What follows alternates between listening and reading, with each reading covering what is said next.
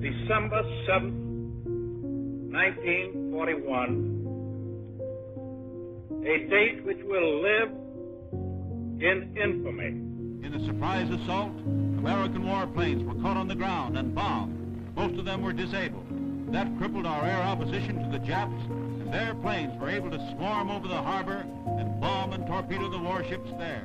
The United States of America was suddenly and deliberately attacked by naval and air forces of the Empire of Japan.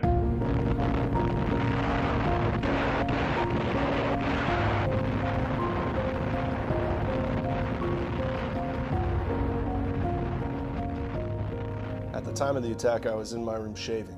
The word was passed, away fire and rescue party. I glanced at my clock as I was leaving my room and noticed the time was a few minutes before 8 a.m. Back on the third deck, all the lights were out and only a few flashlights were available. About this time, the word came along from man to man to abandon ship. I helped a partially incapacitated man to the second deck and then joined in a line, passing injured men along to the ladder by the dental office. I lost all knowledge of time when here, but after some minutes, Ensign McClellan, who was beside me in the line, said he was feeling faint and then collapsed.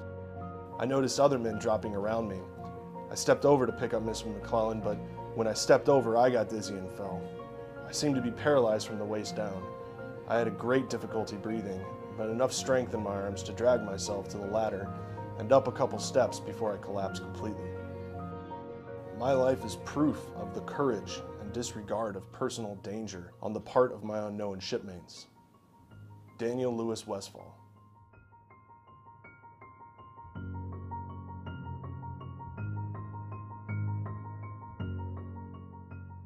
Initial recoveries actually began very soon after the incident. So on December 8th through December 16th, they recovered 29 individuals that they were able to identify, but the vast majority they could not identify individually, just they didn't have enough information.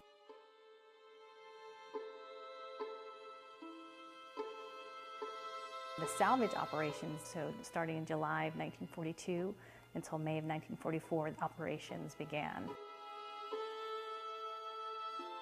The remains had been in the ship for several years, decomposed and placed. They were already commingled at that point when the recovery operations had started.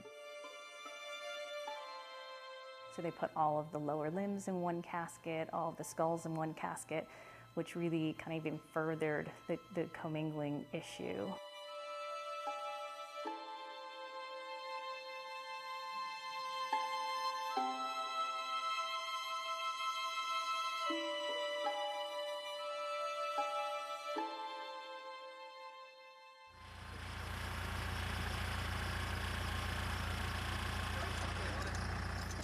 April of 2015, SecDef put forward guidance for us to disinter all of the remains from the USS Oklahoma, which started this big identification effort that we're doing.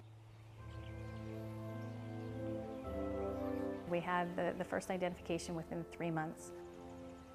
Currently, we have over 50 identifications from the project, from this last disinterment, and we expect to have the majority of the individuals identified in the next 4 years.